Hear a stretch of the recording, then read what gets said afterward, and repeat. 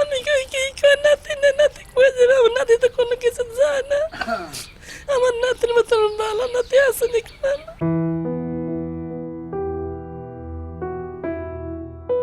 মাদ্রাসা পড়ুয়া ছেলে কারিগরি শিক্ষা নিয়ে একদিন সংসারের হাল ধরবে।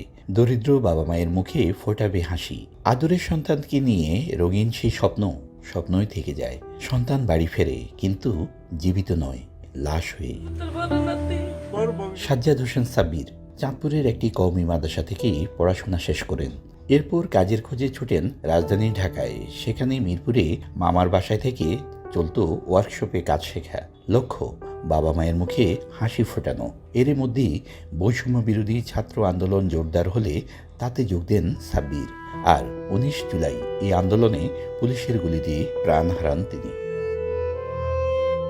ঘটনা 2 মাস পেরিয়েছে, কিন্তু সন্তান হারানোর স্মৃতি এখনো তাড়া করছে নিহত সাজ্জাদের পরিবারকে। পুরনো ছবি আর স্মৃতিচারণ করে সময় পার করছেন তারা। এর মধ্যে নানা ধরনের অপবাদ আর ঘাত প্রতিঘাতও সামাল দিতে হয় তাদের। স্বজনদের দাবি, পুলিশের গুলিতে নিহত সাজ্জাদকে যেন দেওয়া হয় শহীদের মর্যাদা। দেশে আন্দোলন, ছাত্রদের সাথে একটা আন্দোলন চলতে আছে, তখন আমার ছেলে 17 জুলাই 18 জুলাই 2 দিন গেছে, দুদিনই আন্দোলন করে বাসায় ফিরে আইছে, 10 নম্বর আন্দোলন করছে। তো 19 জুলাই জুমা পইরা ভাত খাওয়া দাওয়া করে আন্দোলনে সে শুরু হয়েছে। সে আসর পর্যন্ত আন্দোলন করছে, আসর নামাজ পড়ছে জাতীয় সুইমিং পুলের পাশে মসজিদে।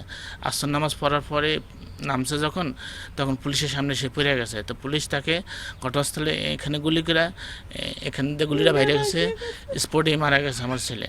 অবশ্যই আমি হত্যার বিচার চাই দেশে। আর এরকম যেন আমার নতুন কারো সন্তান না যাক, এই ব্যবস্থা যেন সরকার করে, আমার ছেলে যেন শহীদের মর্যাদা পায়, এটা আমি চাই। 20 তারিখে জানাজা দেওয়ার পরে পুরো এলাকার ভিতরে একটা গুঞ্জন শুরু হয়ে গেছে যে এই ছেলে নাকি জামাত শিবির ছিল, জামাত শিবিরে মিছিল গেছে।